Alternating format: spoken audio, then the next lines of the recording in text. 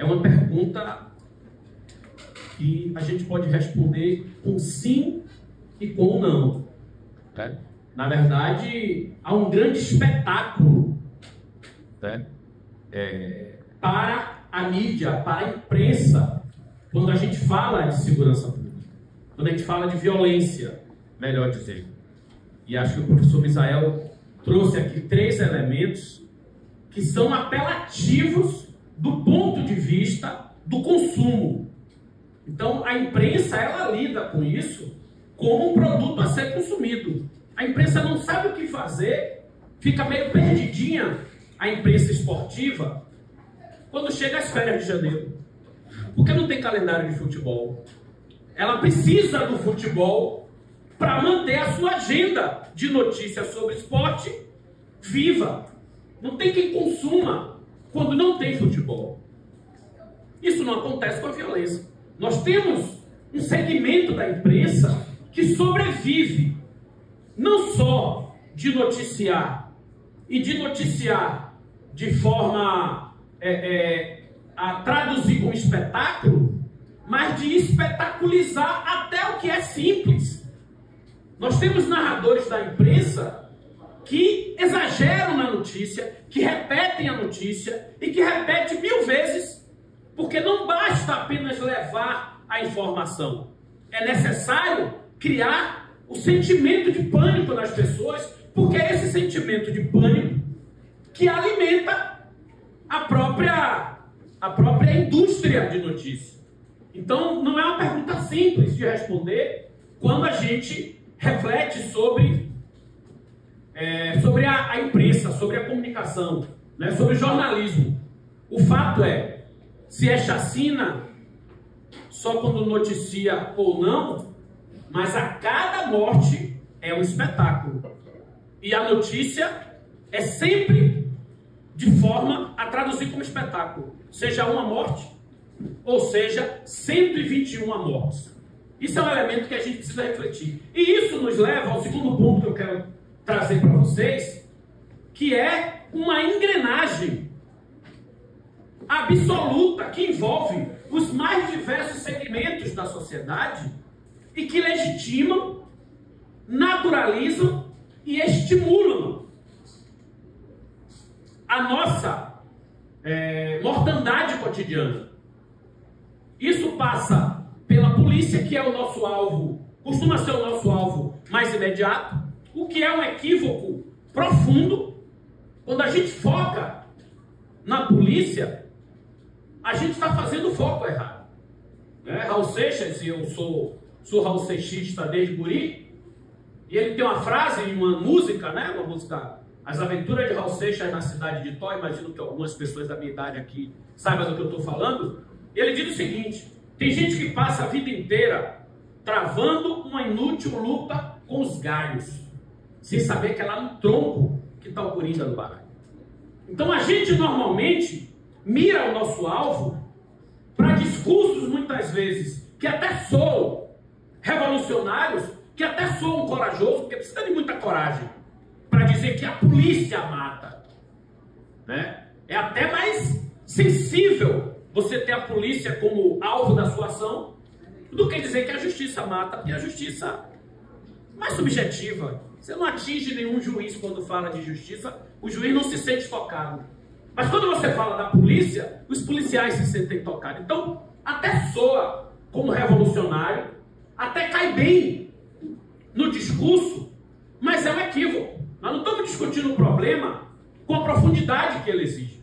Porque a verdade é que o governo organiza, a polícia executa, a sociedade aplaude, a imprensa mostra o espetáculo e a justiça arquiva. Esse é o caminho dessa engrenagem. Essa é uma engrenagem que é respaldada de ponta a ponta do processo de morte, de genocídio que se abate sobre nós. Às vezes a gente reage a isso de forma tão inocente que as pessoas chegam a dizer: gente, As pessoas falam muito comigo sobre isso. A gente precisa rever esse curso de formação dos policiais. É de uma ingenuidade, é de uma ilusão. Isso não tem nada a ver com o curso de formação. O policial não aprende nada do curso de formação. O policial aprende na prática porque ele é seduzido, convencido, induzido, ou tudo junto, ou uma coisa ou outra. O fato é que existe uma engrenagem, né? Quando a gente vai pensar aqui, por exemplo, a polícia militar, vamos falar da polícia militar, ela é dividida em diversas corporações com natureza diferente. Então não cabe, por exemplo, ao Esquadrão Águia ser responsável por atirar em ninguém. O Esquadrão Águia é para organizar trânsito. Existe uma polícia militar que é para organizar trânsito. Ok? Existe uma polícia militar que é para invadir a favela e matar. Eu sei que meus colegas policiais costumam se tremer todo quando me ouvem falar isso. Mas eu sigo falando porque eu não posso me negar a trazer os elementos que é fruto da minha reflexão sobre o problema.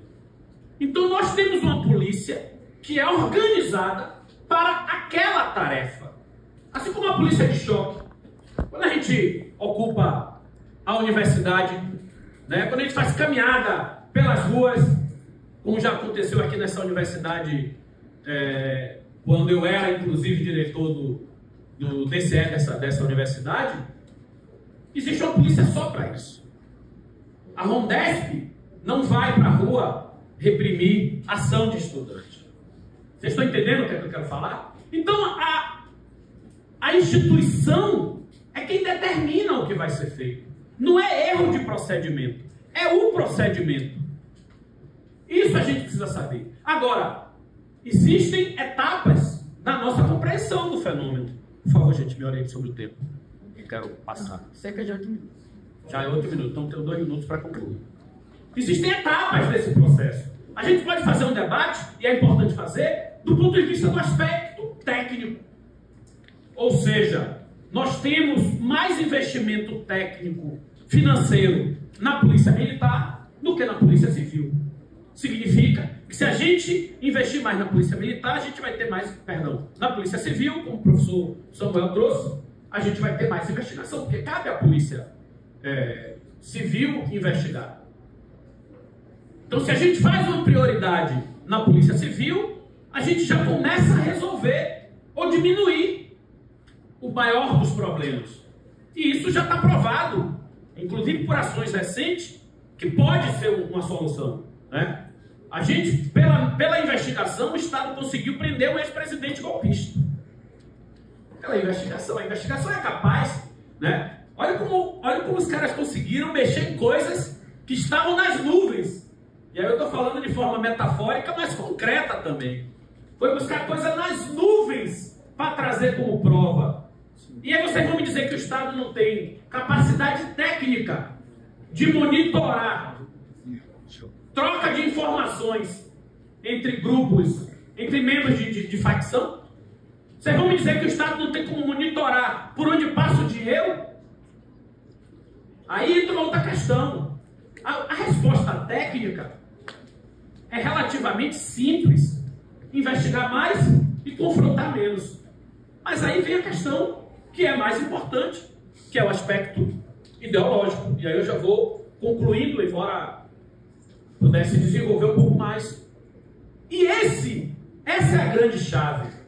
Todos nós estamos convencidos de que ladrão tem que morrer. Todos nós estamos convencidos disso. Até as pessoas nas comunidades fazem movimento, fazem protesto, quando o morto é inocente. Percebem? E essa divisão legitima a ação contra a própria periferia. Não, esse não. Esse é inocente. Esse vocês estão errados. Ou seja, exceto esse, está tudo certo. Então existe uma legitimação desse processo. Existe uma engrenagem que envolve todos esses setores. Existe a legitimação ideológica do que é feito. Tanto é que o governador do Rio ganhou 1 milhão de seguidores. 1 milhão de seguidores. 1 milhão de pessoas que não tinham ele como referência e passaram a ter a partir dessa ação. Então, a gente pode continuar discutindo quantas vezes for aqui, mas o nosso debate é mais profundo, é mais do que botar o dedo na cara, muitas vezes, né?